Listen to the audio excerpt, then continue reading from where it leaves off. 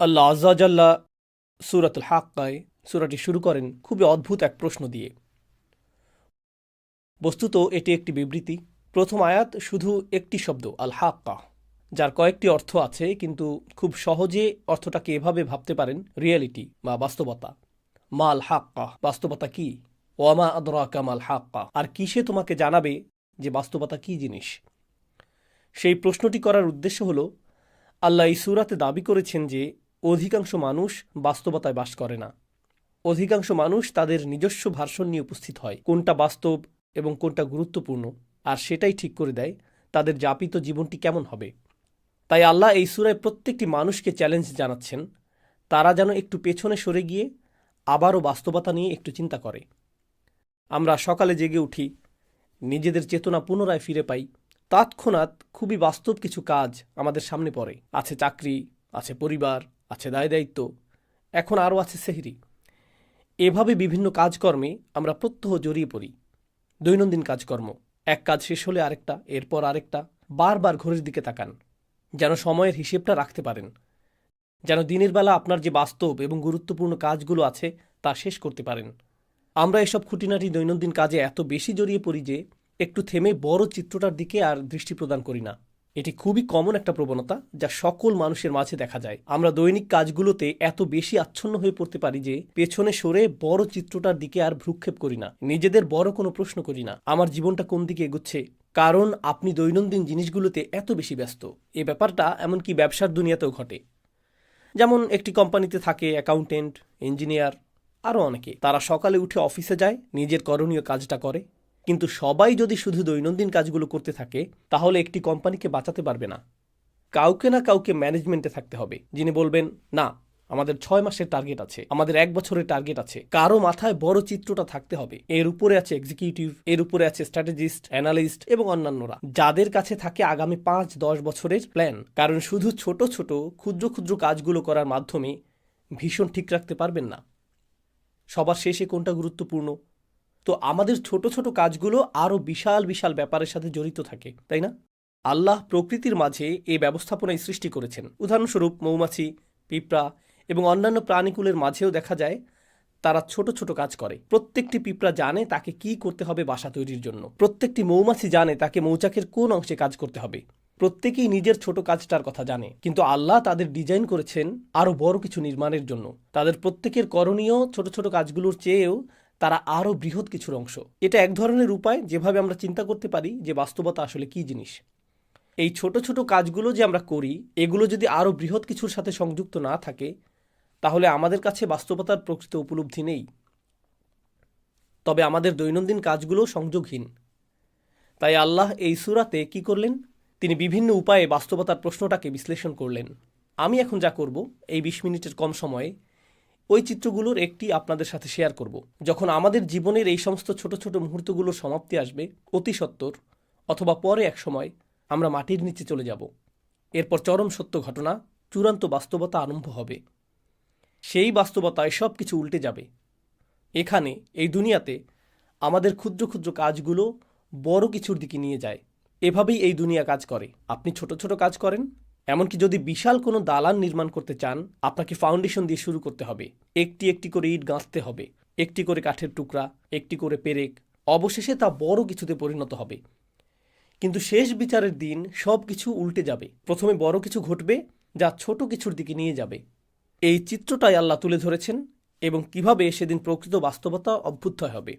তো আজকের খুতবায় আমি আপনাদের জন্য সংক্ষেপে সেই চিত্রটি আঁকার চেষ্টা করব। সাধারণত খুতবায় আমি একটি বা দুটি আয়াতের উপর ফোকাস করি, কিন্তু ইনশাআল্লাহ কতগুলো আয়াতের সমষ্টির দিকে একত্রে দৃষ্টি দিব। আমরা আল্লাহর অঙ্কিত চিত্রটি বোঝার চেষ্টা করব, ওই চূড়ান্ত বাস্তবতার চিত্রটি। দোয়া করছি আল্লাহ তাআলা আমাদের সবাইকে সেদিনে সফলতা দান করুন। ফাইদা নুফিখ ফিস সূরি নাফখাতুন ওয়াহিদা। অতঃপর যখন সিংগায় ফুৎকার দেওয়া হবে, মাত্র একটি ফুৎকার। সিংগায় ফুৎকার দেওয়ার ধারণাটি আমরা জানি, কিয়ামতের দিন 2বার ফুৎকার দেওয়া হবে। আল্লাহ 2টি হর্নের কথা উল্লেখ করেছেন, কিন্তু এখন আল্লাহ উভয় চিত্রকে এই সূরায় একত্রিত করে দিলেন। তিনি এখানে যা করেছেন, এমনকি সিংগা শব্দটি উল্লেখ করার মধ্য দিয়ে এটা কিছুটা কনসেপ্ট মাথায় নিয়ে আসে। মানুষের স্মৃতিতে যদি প্রাচীন আরবের অমুসলিম কারোর সাথে কথা বলতেন, কোরআন নাজিলের সময়কালে কোরআনের শ্রোতাদের অধিকাংশই মুসলিম ছিল না। সে সময়ের মক্কায় বেশিরভাগই মুসলিম ছিল না, আর তারা এই কথাগুলো শুনছিল। তারা যখন সিংহা শব্দটি শুনত, তারা আখিরাত নিয়ে চিন্তা করত না, তারা গায়েব নিয়ে আমাদের মুসলিমদের মতো ভাবত না। তাদের ভাবনাটা ছিল তারা যখন যুদ্ধ করতে যেত, একজন বিউগল বা সিংহা মুখে তুলে ফুৎকার দিত, সাথে সাথে ঘুমন্ত সৈন্যরা জেগে উঠত আর যুদ্ধের জন্য লাইন ধরে প্রস্তুত হয়ে যেত, কারণ যুদ্ধ শুরু হতে যাচ্ছে। সতর্ক সংকেত প্রদানের সময় এটা। বর্তমানেও মিলিটারি ব্যারাকে, মিলিটারি ক্যাম্পে ইত্যাদিতে অ্যালার্ম সিস্টেম, সাইরেন বা হর্ন বেজে উঠলে প্রতিটি সৈন্য জানে তাকে এক্ষুনি প্রস্তুত হতে হবে, ইউনিফর্ম পরতে হবে এবং রেজিমেন্টে গিয়ে দাঁড়াতে হবে। এমনকি যদি 10,000 সৈন্য হয়, 20,000 সৈন্য হয়, প্রত্যেকে তার করণীয় সম্পর্কে জানে।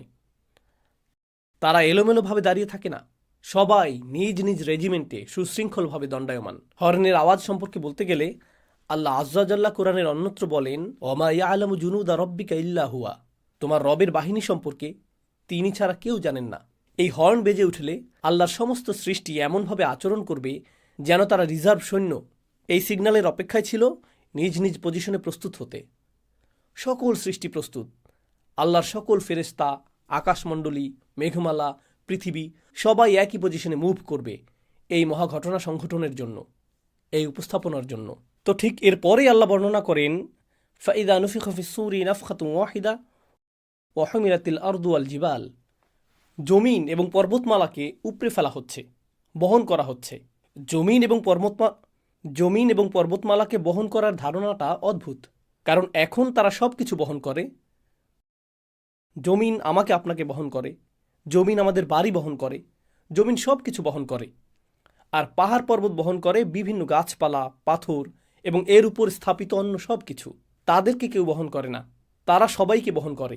আল্লাহ ইতোমধ্যেই এমন একটি দৃশ্য বর্ণনা করেছেন যেখানে আমরা যা কিছুকে বাস্তব ভাবতাম তাকে উল্টে ফেলা হচ্ছে, বিপরীত দিক থেকে উল্টো করে ফেলা হচ্ছে। তো জমিনকে উত্তোলন করা হবে, বহন করা হবে, এর সাথে পর্বতগুলোকেও বহন করা হবে। এটা আরও ইঙ্গিত করে যে আমরা যাকে মনে করতাম এটা সবসময় নিজ স্থানে বর্তমান থাকবে, আমরা যাকে ভাবতাম এর ওজন আছে, দেখা যাচ্ছে এরাই ওজন হারিয়ে ফেলেছে, এদেরকেই তুলে নিয়ে যাওয়া হচ্ছে। ফাদুক্কাতান দাক্কাতাম ওয়াহিদা, আর একই আঘাতে তাদেরকে চূর্ণ বিচূর্ণ করা হবে, ফলে এরা সমান হয়ে যাবে। ধরুন হাতের মধ্যে নরম ভেজা ডো নিলেন, এরপরে সজোরে নিক্ষেপ করলেন, তখন এটা সমান হয়ে যায়। এই ধারণাটাই আল্লাহ বর্ণনা করেছেন যে সমগ্র পৃথিবীর অবস্থা এরকম হবে। তো পৃথিবীর উঁচু নিচু সব হারিয়ে যাবে। কুরআনের অন্যত্র আল্লাহ এভাবে বর্ণনা করেছেন, ওয়া ইদাল আরদু মুদ্দাত, যখন পৃথিবীকে টেনে সমান করে ফেলা হবে। অন্য সূরাতে এসেছে যখন সমুদ্রগুলো ফুটতে থাকবে। সূরাতুল কাহাফে তিনি একে বর্ণনা করেছেন সুআইদান জুরুজা হিসেবে, সমতল ভূমি, পিচ্ছিল ভূমি। আর এখানে তিনি বলছেন এটাকে সজোরে নিক্ষেপ করে সমান করে ফেলা হবে। এখন কোনো কিছুকে সমান করে ফেলার অর্থ হলো একটি মাঠ তৈরি করা হচ্ছে। সমগ্র পৃথিবীকে কেন সমতল ভূমিতে পরিণত করে ফেলা হচ্ছে? আয়াতগুলো অগ্রসর হতে থাকলে আমরা দেখব যে একটি দৃশ্য উন্মোচিত হচ্ছে। তিনি বলেন, ফায়াউমা ইদিন ওয়াকাতিল ওয়াকিয়াহ, ওই দিন আসল ঘটনা সংঘটিত হবে। তিনি ইতোমধ্যেই বলেছেন আল হাক্কাহ, আর এখন বলছেন আল ওয়াকিয়াহ। আল ওয়াকিয়াহ দারুণ আকর্ষণীয় একটা শব্দ, কারণ এটি এসেছে ওয়াকি থেকে। ওয়াকি অর্থ ভারী ওজন। তো আল্লাহ বলছেন সেদিন ভারী ওজনের পতন ঘটানো হবে। এটি অদৃশ্য জগৎ থেকে চূড়ান্ত বাস্তবতা পতিত হওয়ার বা ঘটার এক অভিব্যক্তি। কারণ সত্য সবসময় ওজনদার হয়, সত্য গুরুতর, সত্যের সারবত্য আছে, আর মিথ্যা হয় ওজনহীন, ফাঁকা। তো আল্লাহ বলছেন তখন ওজনদার সত্য ড্রপ করা হবে, অর্থাৎ তখন চূড়ান্ত বাস্তবতার অভ্যুদয় হবে। অতপর ওয়ানশাক্কাতিস সামা, এতক্ষণ যা বলেছি তা পৃথিবীতে ঘটতে থাকবে। সমগ্র পৃথিবীকে সমতল ভূমিতে পরিণত করা হবে। এরপর আল্লাহ বলেন ওয়ানশাক্কাতিস সামা, আকাশকে ছিঁড়ে খুলে ফেলা হবে। ইনশিকাক শব্দটি ব্যবহার করা হয় যখন একটি কাপড় নিয়ে মাঝখান থেকে ছিঁড়ে ফেলেন, মাঝখানটা এখন ছিঁড়া, একে বলা হয় ইনশিকাক। আল্লাহ এই শব্দটি ব্যবহার করেছেন আকাশের অবস্থা বর্ণনা করতে। ওয়ানশাক্কাতিস সামা ফাহিয়া ইয়াউমা ইদিন ওয়াহিয়া, এরপর সেদিন এটা খুলে যেতে শুরু করবে।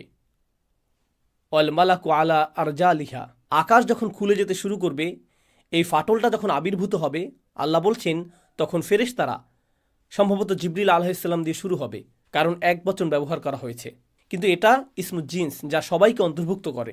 যাই হোক, ফেরেশতারা আকাশের ওই উন্মুক্ত অংশে লাইন ধরে থাকবেন আমি চাই আপনারা গুরুত্ব দিয়ে বুঝুন এখানে কি ঘটছে। প্রাচীন যুগে যখন সেনাবাহিনী কোনো শহর জয় করতে যেত, দেখা যেত যে প্রাচীন শহরগুলোর চারপাশে বিশালাকার দেওয়াল তুলে প্রতিরক্ষা ব্যবস্থা করা হতো। তাদের থাকতো প্রকাণ্ড গেট। তারা গেটগুলো অত্যন্ত মজবুতভাবে নির্মাণ করত, কারণ শত্রুরা তো আর দেওয়াল ভেদ করে আসতে পারবে না, তাদেরকে আসতে হবে গেট ভেঙে। যদি গেট ভেঙে ফেলা হয়, গেট যদি খুলে ফেলা হয়, তার মানে শত্রুপক্ষ শহর জয় করে ফেলেছে। শহরের পতন হয়ে গেলে আগত বাহিনী তথা আক্রমণকারী বাহিনী গেইটের পাশে লাইন ধরে দাঁড়িয়ে যায় সেনাপতিকে স্বাগত জানানোর জন্য বা বিজয়ী রাজাকে স্বাগত জানানোর জন্য। বিজয় উদযাপনের জন্য প্রস্তুতি নেওয়া হচ্ছে, তাই না? আয়াতগুলোর ভাষাতে ঠিক এরকম একটি চিত্র তুলে ধরা হচ্ছে। শুরুতে জমিনকে সমতল করা হচ্ছে, এরপর আকাশকে ছিঁড়ে খুলে ফেলা হচ্ছে। আচ্ছা, আকাশ ছিঁড়ে খুলে ফেলা বলতে কি বোঝানো হচ্ছে? আপনাদের কেউ কেউ সায়েন্সের ছাত্র বা বাচ্চারা যারা সায়েন্স পড়ে জানে যে আকাশ তো খালি জায়গা, এটা তো ফাঁকা। ছিঁড়ে খুলে ফেলা বলতে কি বোঝাচ্ছেন? আল্লাহ এখানে যা বর্ণনা করছেন তা খুব সহজে ডাইমেনশন দিয়ে বুঝতে পারবেন। আমরা আছি দৃশ্যমান ডাইমেনশনে, যেখানে আমরা একে অপরকে দেখতে পারছি। আমরা ভাবছি এটাই বাস্তব, কিন্তু ঠিক এই মুহূর্তে আমাদের সাথে ফেরেশতারা আছেন। ঠিক এই মুহূর্তে কিরামান কাতিবিন, মর্যাদাবান ফেরেশতারা আমাদের সব কিছু লিখে রাখছেন একটি খাতায়। এটি এমনকি কালি দিয়ে লেখা হচ্ছে না, এটি কিতাবুম মারকুম, পেজগুলোতে সেলাই করা হচ্ছে। কারণ কালির ক্ষেত্রে যদি পানি পড়ে লেখাগুলো অস্পষ্ট হয়ে যেতে পারে, বা আঙুল দিয়ে ঘষা দিলেও দাগ পড়ে যেতে পারে। কিন্তু লেখা যদি সেলাই করা হয়, আমরা যাকে বলি এমব্রয়ডারি, আমাদের কাজগুলোকে পাতাগুলোতে এমব্রয়ডারি করে নথিভুক্ত করা হচ্ছে কিতাবুম মারকুম। আরবিতে এর নাম রকম। এভাবেই রেকর্ড করা হচ্ছে। এটা ঠিক এখনই ঘটছে, কিন্তু আমরা তা দেখতে পাচ্ছি না, কারণ এটা ঘটছে একটি পর্দার ওপরে। এই পর্দার নাম হলো গাইব, গাইবের পর্দা। এজন্য গাইবের ধারণাটা কি ঘটবে বিচার দিবসে। ফাকাশাফনা আনকা গিতাআক, সূরা কাফে যেমন এসেছে। তিনি বলেছেন, আমি পর্দা সরিয়ে দিয়েছি, তোমার সামনে যে পর্দা ছিল তা আমি সরিয়ে দিয়েছি। অতএব এই মুহূর্তে চোখের সামনে একটি পর্দা আছে যা আমাকে অদৃশ্য জগৎ দেখতে বাধা দিচ্ছে। ঠিক একইভাবে যখন কোনো ডাক্তারের কাছে যান, ওনারা যখন এক্স রে করেন, তারা এক্স রে মেশিনের ভেতর দিয়ে এমন কিছু দেখেন যা আমি আপনি এই মুহূর্তে দেখতে পাচ্ছি না। একটি লেন্স থাকে, একটি ডিভাইস থাকে যা অদৃশ্য পর্দা দূর করে দেয়। ফলে আপনি শরীরের ভেতরের জিনিসও দেখতে পাচ্ছেন, যা অন্যথায় দেখা সম্ভব ছিল না। একই ব্যাপার মিলিটারি প্রযুক্তিতেও দেখা যায়। তারা থার্মাল গগলস পরিধান করে, যেটা দিয়ে আপনি দেয়াল ভেদ করে দেখতে পাবেন যে অন্য পাশে কতজন লোক আছে বা এরকম কিছু। তো ধারণাটা অনেকটা এরকম। আল্লাহ বলছেন, অদৃশ্যের পর্দা ছিঁড়ে খুলে ফেলা হচ্ছে। অদৃশ্যের ওপারে কি আছে? ফেরেশতারা, অদৃশ্য জগৎ। তারা তখন দৃশ্যমান জগতে প্রবেশ করতে থাকবেন। তখন প্রথমবারের মতো মানবজাতি ফেরেশতাদের দেখতে পাবে শেষ বিচারের দিন। আকাশ ছিঁড়ে যে গেটটি খুলে ফেলা হয়েছে, আল্লাহ বলছেন ফেরেশতারা ওই গেটের সকল পাশে লাইন ধরে উপস্থিত হবেন। ওয়াল মালাকু আলা আরজাইহা ওয়া ইয়াহমিলু আরশা রাব্বিকা ফাওকাহুম ইয়াওমাইযিন সামানিয়া। এবং আরশ, আল্লাহর রাজ সিংহাসন, সেদিন বহন করা হবে ৮ জন দিয়ে। এই ৮ জন কারা সে বিষয়টা আল্লাহ বর্ণনা করেননি, কিন্তু মুফাসসিরগণ বলেন ওনারা ৮ জন বিশেষ ফেরেশতা যারা আল্লাহর আরশ বহন করার দায়িত্বে নিয়োজিত। আল্লাহর আরশের একটি ভার্সন সেদিন বহন করে আনা হবে, শুধু মানুষকে দেখানোর জন্য যে রাজাধিরাজ আল্লাহ মানুষের বিচার শুরু করতে যাচ্ছেন। কারণ আগের যুগে এখানে প্রতীকের ব্যাপারটা গুরুত্বপূর্ণ।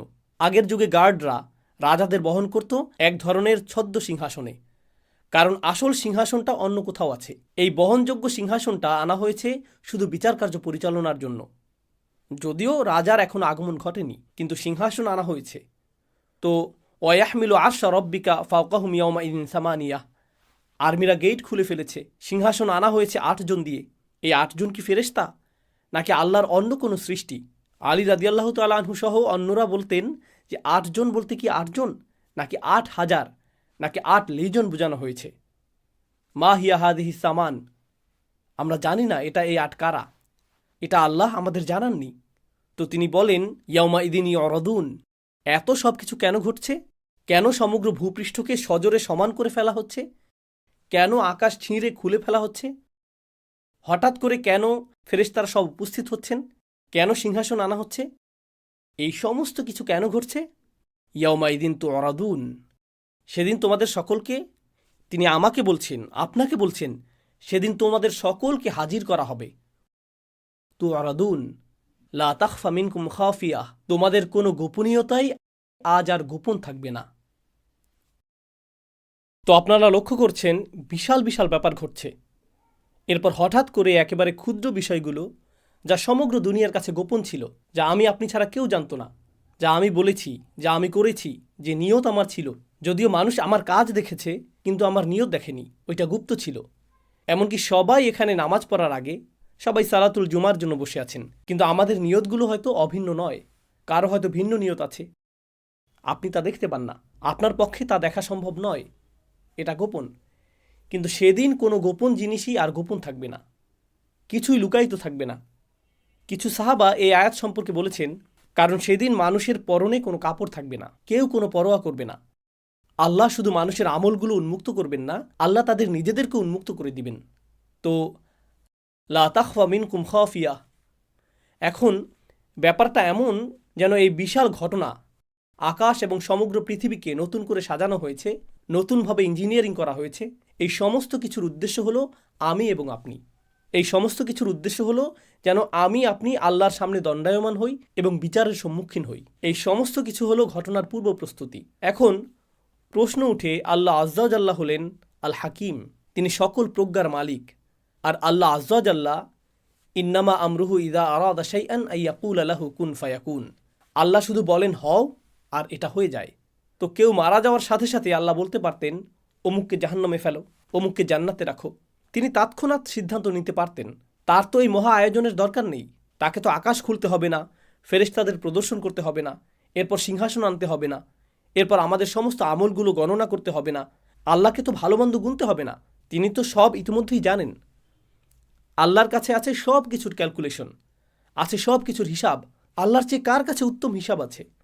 তাহলে আমাদের সম্মুখে আল্লাহর এই বিশাল দৃশ্যের অবতারণা করার উদ্দেশ্য কি? ব্যাপারটা আসলে ন্যায় বিচারের ধারণার সাথে সম্পর্কযুক্ত। এই দুনিয়াতে মানুষ যে বিষয়গুলো চায় তার মধ্যে একটি হলো ন্যায় বিচার। কিভাবে ন্যায় বিচার হয়? দুটি বিষয় ঘটতে হবে যদি ন্যায় বিচার পেতে চান। প্রথম যে বিষয়টি ঘটতে হবে তা হলো বিচার প্রক্রিয়ার ন্যায্যতা থাকতে হবে, বিচার প্রক্রিয়ার নিরপেক্ষতা থাকতে হবে। দ্বিতীয় যে বিষয়টা ঘটতে হবে তা হলো আপনাকে বিচারটা প্রদর্শন করতে হবে। গোপনে বিচার করতে পারবেন না। যদি পুলিশ কাউকে গ্রেফতার করে, তাকে ধরে এবং জেলে নিক্ষেপ করে আর বলে যে তাকে দোষী সাব্যস্ত করা হয়েছে, তখন প্রশ্ন উঠে কখন তাকে দোষী সাব্যস্ত করা হলো, তার বিচার কখন হলো? ও, এটা গোপনে করা হয়েছে। বিশ্বাস করুন, বিচারটা ন্যায় বিচার হয়েছে। আচ্ছা, বিচারটা যদি গোপনে হয়, সাথে সাথে সবাই চিন্তা করবে বিচারটা যদি এতই ন্যায্য হয় তাহলে গোপনে করলেন কেন? প্রমাণাদি দেখাচ্ছেন না কেন? প্রকাশ করছেন না কেন? অতএব শুধু ন্যায় বিচার করলেই হবে না, ন্যায় বিচারটা সবাইকে দেখাতেও হবে। উভয় ব্যাপারটা ঘটতে হবে। কাউকে জাহান্নামে ফেলা হলো, তখন সে বলতে পারে, হ্যাঁ, আল্লাহ আমাকে এখানে ফেলেছেন, কিন্তু আমি খুবই ভালো মানুষ ছিলাম, আমি জানিও না আমি এখানে কেন, আমি তো সৎ জীবনযাপন করেছি। তারা এমনটা বলতে পারে। যদিও তারা ভালো মানুষ না হয়ে থাকে, তবু তারা এই অজুহাতটা দেখাতে পারে, কারণ বিচারটা তো তাদের দেখানো হয়নি, তাই না? প্রকৃতপক্ষে এমনকি সেদিনও কিছু মানুষ অজুহাত দেখানোর চেষ্টা করবে। আল্লাহ কি করলেন? আল্লাহ দেখিয়ে দিলেন, লা তাখফা মিনকুম খাফিয়া, কোনো কিছুই গোপন থাকবে না। ভালো কিছু যেমন গোপন থাকবে না, তেমনি খারাপ কিছু গোপন থাকবে না। আপনি নিজে, আমি নিজে সাক্ষ্য দিব আল্লাহ ন্যায় বিচার করেছেন। এটি একটি ন্যায্য বিচার। এখানে কোনো অন্যায় করা হয়নি, কারো প্রতিই না। ফামাইয়া আমাল মিসকালা যাররাতিন খয়রান ইয়ারাহু ওমাইয়া আমাল মিসকালা যাররাতিন শাররান ইয়ারাহু। অনুপরিমাণ ভালো কাজ এবং অনুপরিমাণ খারাপ কাজও আপনি নিজেই দেখতে পাবেন। এটাই মূল কারণ। এত বিশাল আয়োজন করা হবে এই জন্য যে যেন আল্লাহ প্রদর্শন করতে পারেন বিচারটা কত ন্যায়ানুগ হয়েছে। আমার আপনার চোখের সামনেই এটা ঘটবে। এটা সেই মহাবিচারের প্রস্তুতি। এখন কিছু সময়ের জন্য একটু কল্পনা করুন, আমরা বিভিন্ন ইভেন্টে যোগ দিই। কেউ ঈদ পার্টির আয়োজন করলো, এটা একটা ইভেন্ট। চলুন আরও বড় কোনো ইভেন্টের কথা চিন্তা করি। নতুন প্রেসিডেন্টের শপথ অনুষ্ঠান হবে বা নতুন প্রধানমন্ত্রী নির্বাচন করা হয়েছে, তখন অনুষ্ঠান করা হয়, উদ্বোধনী অনুষ্ঠানের আয়োজন করা হয়, জাতীয় উৎসবের একটি দিন। বিশাল এক ব্যাপার। যখন বিশাল কিছু হয় তার জন্য প্রস্তুতিটাও হয় অনেক বড়। আল্লাহ এত ব্যাপক প্রস্তুতি নিচ্ছেন, এত প্রকাণ্ড আয়োজন। কত যে আয়াতে এই ইভেন্টের প্রস্তুতির কথা এসেছে। সিঙ্গার আওয়াজ থেকে শুরু করে আকাশ ছিঁড়ে ফেলা, ফেরেশতাদের সারিবদ্ধ হয়ে দাঁড়িয়ে যাওয়া, সিংহাসনের আগমন, এই যে এত বিশাল আয়োজন, আমার কৃতকর্মগুলো হিসেবের জন্য, আপনার কৃতকর্মগুলো হিসেবের জন্য। আল্লাহর কাছে আমাদের কর্মগুলো এতটাই গুরুত্বপূর্ণ, অথচ আমরা মনে করি আমাদের কৃতকর্মগুলো ছোটোখাটো বিষয়। মনে আছে আমি যে শুরুতে বলেছিলাম এই জগতে ক্ষুদ্র ক্ষুদ্র বিষয়গুলো বড় কিছুর দিকে নিয়ে যায়। আর বিচার দিবসে কি হবে? সেদিন বিশাল বিশাল ব্যাপারগুলো ঘটবে আমার আপনার একেবারে ক্ষুদ্র ক্ষুদ্র আমলগুলোর হিসাব নিকাশের জন্য।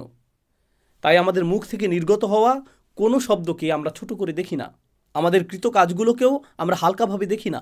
এটাই মূল কারণ। অতপর তিনি সুবহানাহু ওয়া তাআলা বলেন, ফাআম্মা মান উতিয়া কিতাবাহু বিয়ামিনিহি ফায়াকুলু হা উমুকরাউ কিতাবিয়াহ। মাত্র 2 মিনিট বাকি আছে, তাই সংক্ষেপে তুলে ধরব। আপনারা নিজে নিজে পড়ুন, ইনশাআল্লাহ এর থেকে উপকৃত হবেন। তিনি বলেন, আর যার আমলনামা তার ডান হাতে দেওয়া হবে, যে কেউ যাকে তার আমলনামা ডান হাতে দেওয়া হবে, আল্লাহ আমাদের সবাইকে তাদের অন্তর্ভুক্ত করুন। তো কেউ যখন তার ডান হাতে নিজ কৃতকর্মের খাতাটি পাবে, আল্লাহ বর্ণনা করেন, হা উম হা উম।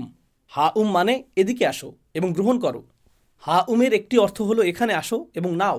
আপনারা বিচার দিবসের বর্ণনা আগেও শুনেছেন। সেদিন কেউ কারো কোনো খবর রাখবে না। ইয়াউমা তারাউনাহা তাদহালু কুল্লা মুরদিআতিন আম্মা আরদাআত। এমনকি মা যিনি তার বাচ্চাকে দুধ খাওয়াচ্ছেন, জাস্ট তাকে ফেলে দিবে, জাস্ট তাকে কোল থেকে ফেলে দিবেন।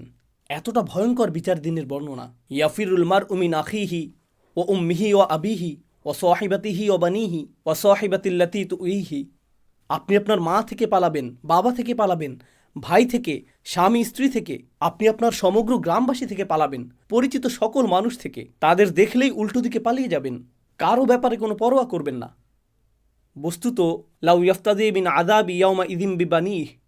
এই আয়াতের কয়েকটি আয়াত পরে আল্লাহ বলেন, অমান ফিল আরদি জামিআ সুম্মা তুনজিহি। সেদিন মানুষ বলবে, ইয়া আল্লাহ, দরকার হলে অন্য সমস্ত মানুষ, আদম আলাইহিস সালাম হতে শুরু করে শেষ পর্যন্ত যত মানুষ আছে সবাইকে জাহান্নামে ফেলেন, কিন্তু আমাকে বাঁচান। এটাই সেদিন তারা বলবে, অমান ফিল আরদি জামিআন সুম্মা ইনজিহ। সেই দিনে কিছু মানুষ ডান হাতে তাদের আমলনামা পাবে। এতে তারা যে কতটা খুশি হবে, তারাই একমাত্র গ্রুপ যারা শুধু নিজেদের জন্য খুশি হবে না, তারা ঘুরে ঘুরে নিজের আমলনামা বন্ধুদের দেখাবে, পরিবার পরিজনকে দেখাবে। আসুন দেখুন, দেখুন আমার ভালো ভালো আমলগুলো দেখুন, দেখুন আল্লাহ আমার সব নেক আমলগুলো লিখে রেখেছেন। প্রশ্ন হলো, জানি বেশি সময় নিয়ে নিচ্ছি, শুধু আর অল্প কয়েক মিনিট নিব। দোয়া করছি আমরা যেন আমাদের আমলনামা ডান হাতে পাই। এমনকি যদিও আমার আমলনামা ডান হাতে পাই, এতে তো শুধু ভালো কাজগুলো লিপিবদ্ধ থাকবে না। আমি তো আর ফেরেশতা না, আমার জীবনে ভুল ত্রুটি আছে, এমন সব কাজ করেছি যা নিয়ে আমি লজ্জিত, ওই কাজগুলোও তো লেখা আছে। যখন এরকম ভালো এবং খারাপ উভয় ধরনের কাজগুলো লিপিবদ্ধ থাকবে, সমগ্র জীবনের কাউকে কি আমি দেখাতে চাইব? সে তখন পৃষ্ঠা উল্টিয়ে বলবে, আরে এটা কি, তুমি এই জঘন্য কাজটাও করেছো? তাহলে লোকটা নিজের আমলনামা অন্যদের কেন খুশি মনে দেখাতে চাইবে? যদিও খাতাটাতে নেক আমলগুলো লেখা আছে, কিন্তু আরও আছে খারাপ কাজগুলো। ব্যাপারটা আসলে কোরআনে বর্ণিত মাগফিরাতের ধারণার সাথে সম্পৃক্ত। যদিও খারাপ কাজগুলো মুছে দেওয়া হয়নি, খারাপ কাজগুলো আসলে ঢেকে দেওয়া হয়েছে, আচ্ছাদিত করা হয়েছে। আপনি বুঝতে পারবেন, আগের দিনে বাচ্চারা কলম দিয়ে কিছু লিখত, লেখাটা ভুল হলে তারা সাদা রং দিয়ে ঢেকে দিত, এর উপর আবার লিখত। লেখাটা দেখে বোঝা যেত এখানে কিছু একটা ঢেকে দেওয়া হয়েছে। ব্যাপারটা ঠিক এরকম। আপনি বুঝতে পারবেন আমার কিছু কিছু কর্ম ঢেকে দেওয়া হয়েছে। আপনি তখন খুশিতে নেচে উঠবেন, আমি যে কত ভুল করেছি, আর আল্লাহ আমার অগণিত ভুলগুলো সাদা রং দিয়ে ঢেকে দিয়েছেন, আর ভালো ভালো আমল দিয়ে তা পরিবর্তন করে দিয়েছেন। দেখুন আল্লাহ আমাকে কতটা মায়া করেন, আল্লাহ আমাকে কত শতবার ক্ষমা করেছেন, আল্লাহ কতটা দয়াবান। আবার এমন কিছু আমল থাকবে, কাজটা আপনার কাছে খুবই ক্ষুদ্র মনে হয়েছিল, খুবই সামান্য সাদাকা, নগণ্য কাজ, একজনকে সামান্য সাহায্য করেছিলেন, কারো দিকে তাকিয়ে মুচকি হেসেছিলেন, রাস্তায় কারো প্রতি দয়া দেখিয়েছিলেন, কারো সাথে শুধু সুন্দর কথা বলেছিলেন, সামান্য কিছু। আপনি এ নিয়ে চিন্তাও করেননি। নিজের আমলনামা খুলে দেখেন ছোট্ট কাজটা বিশাল এক অধ্যায়ে পরিণত হয়ে গেছে। অসামান্য মূল্য, এটার পর্বত সম মূল্য। ইয়া আল্লাহ, কিভাবে এটা এতগুণে বৃদ্ধি করে দিলেন, কিভাবে ছোট্ট আমলটাকে প্রকাণ্ড আমলে পরিণত করে দিলেন। নিজের খাতাটা দেখে আপনার তখন খুশির শেষ নেই।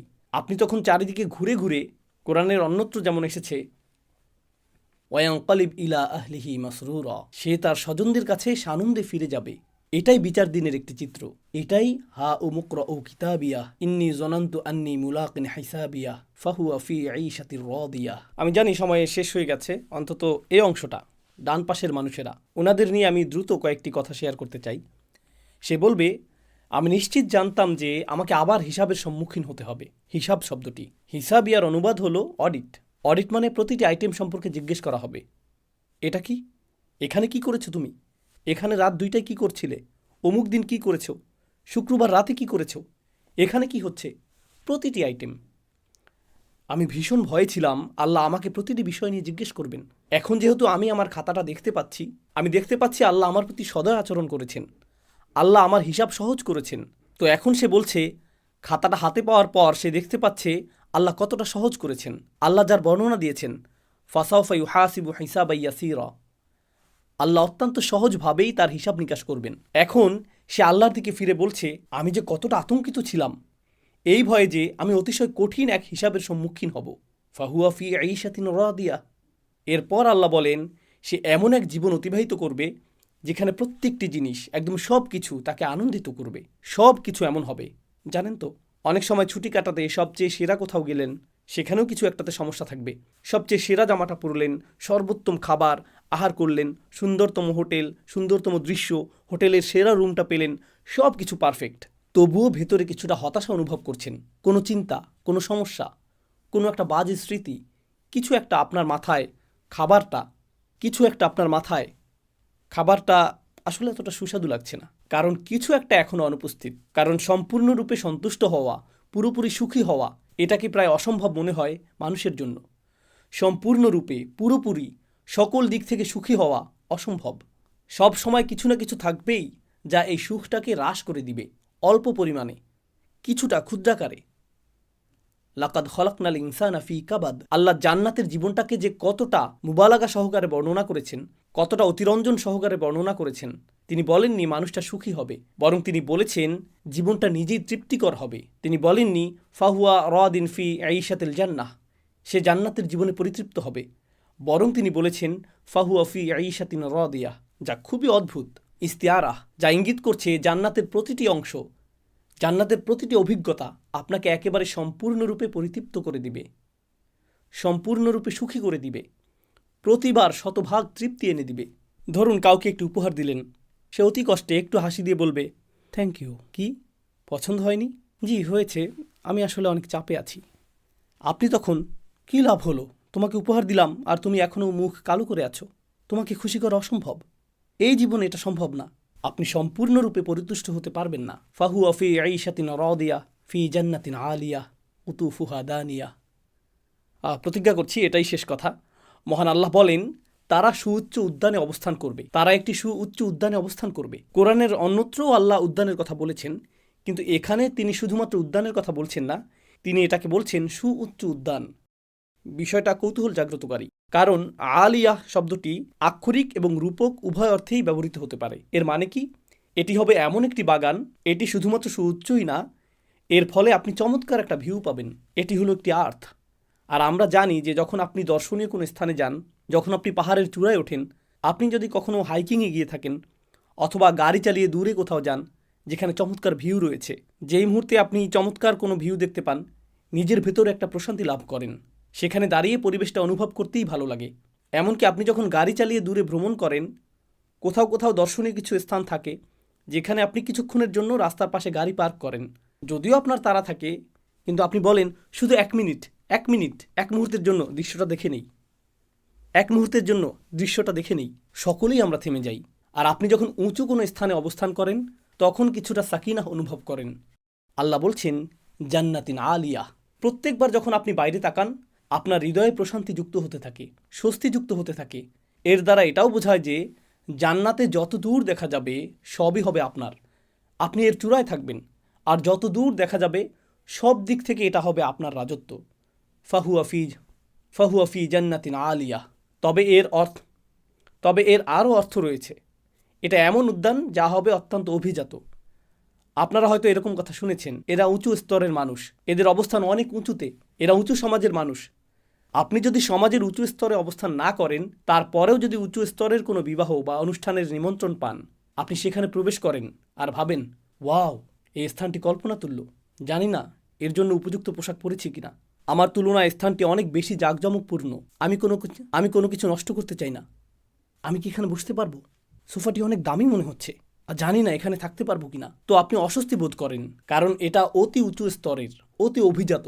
উদাহরণস্বরূপ আপনি পরিপাটি কোনো জাদুঘরে গেলেন যেখানে লেখা থাকে স্পর্শ করা নিষেধ। এমনকি স্পর্শ করা নিষেধ লেখা না থাকলেও আপনি যখন কোনো বিলাসবহুল অট্টালিকাতে প্রবেশ করেন, স্পর্শ করা নিষেধ কথাটি আপনি নিজের ভেতরেই অনুভব করেন, আমাকে সতর্ক হতে হবে, আমি কি জুতা খুলে প্রবেশ করব, আমি কি ওখানে যাব, আপনি তখন অতিরিক্ত সতর্ক থাকেন। কিন্তু আপনি যদি অতিরিক্ত সতর্ক থাকেন, আপনি অস্বাভাবিক বোধ করবেন, কারণ আপনি তাল মিলিয়ে চলতে পারছেন না। তো আল্লাহ সেখানে কি করবেন?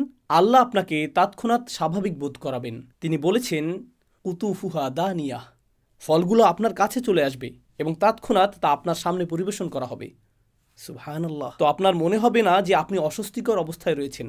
না না না, আপনাকে সেই স্থানের প্রতি সম্মান প্রদর্শন করতে হবে না, বরং সেই স্থানটি আপনাকে সম্মান প্রদর্শন করবে। কুতুফুহা দানিয়া। তিনি বলেছেন, কুলু ওয়াশরাবু হানিয়াম বিমা আসলাফতুম ফিল আইয়ামিল খালিয়াহ। এখন খাও এবং পান করো তৃপ্তি সহকারে, নিশ্চিন্তে উপভোগ করো, রিল্যাক্স। কোরআনের অন্যত্র আল্লাহ জান্নাতের এমন কাপের কথা উল্লেখ করেছেন যা থেকে পানীয় উথলে পড়ছে, অর্থাৎ পানীয় ছিটকে পড়ছে কিনা সেটাও আপনি লক্ষ্য করছেন না। এটা লক্ষণীয় কোনো বিষয় হবে না। আপনারা একে অপরের সাথে খেলা করবেন, আপনারা হাসি ঠাট্টা করবেন, খেলা করবেন, তখন সকলে মিলে খাবার উপভোগ করবেন, একে অপরের সঙ্গ উপভোগ করবেন। আল্লাহ বিচার দিবসের এই দৃশ্যপটটি উল্লেখ করেছেন। বিচার দিবসের ঠিক পরের অবস্থা, তখন মানুষ অত্যন্ত আতঙ্কিত থাকবে এই জন্য যে সে হিসাবের সম্মুখীন হবে। ফাহুয়া ফি আইশাতিন রাদিয়াহ ফি জান্নাতিন আলিয়াহ কুতুফুহা দানিয়াহ কুলু ওয়াশরাবু হানিয়াম বিমা আসলাফতুম ফিল আইয়ামিল খালিয়াহ। সেই দিনগুলো যা অতিবাহিত হয়ে গিয়েছে, যা শূন্য হয়ে গিয়েছে, প্রতিনিয়ত এই দিনগুলো শূন্য হয়ে যাচ্ছে। আপনি একদিন পেছনে ফিরে যেতে পারবেন না, আপনি এক সপ্তাহ পেছনে ফিরে যেতে পারবেন না। গত কয়েকদিনের কথা চিন্তা করুন, আমরা হিসাব রাখতে পারছি না, সময় এত এত দ্রুত এগিয়ে যাচ্ছে। তো এই দিনগুলো হবে এরকম, আপনি পেছনে ফিরে তাকাবেন আর জীবনকে মনে হবে এটা যেন একটা বোতল যা দ্রুত শূন্য করা হয়েছে। আল্লাহ এই ধারণাটিকেই এখানে বর্ণনা করেছেন। এর উদ্দেশ্য হলো যাতে আপনি এবং আমি উপলব্ধি করতে পারি যে এই পৃথিবীতে আমাদের হাতে যে কয়েকদিন সময় রয়েছে, আসুন এর সর্বোত্তম ব্যবহার করি, যাতে আমার আমলনামাটি এমন কৃতকর্ম দিয়ে পরিপূর্ণ করতে পারি যার ফলে আমরা তা উন্মুক্ত করে অন্য একজনকে দেখাতে পারবো যে দেখো আমি কত চমৎকার কাজ করেছি, আর আল্লাহ আমার প্রতি অসম্ভব করুণা করেছেন। আল্লাহ আজ্জাজাল্লাহ আমাদের সকলকে ডান দিকের অধিবাসীদের অন্তর্ভুক্ত করুন, যারা ডান হাতে আমলনামা গ্রহণ করবেন। আর মহান আল্লাহ আমাদেরকে মিলিত করুন তার জান্নাতে, চমৎকার সুউচ্চ সেই উদ্যানে। বারাকাল্লাহু লি ওয়া লাকুম ফিল কুরআনিল হাকিম ওয়া নাফা'নি ওয়া ইয়্যাকুম বিল আয়াতি ওয়া যিকরিল হাকিম।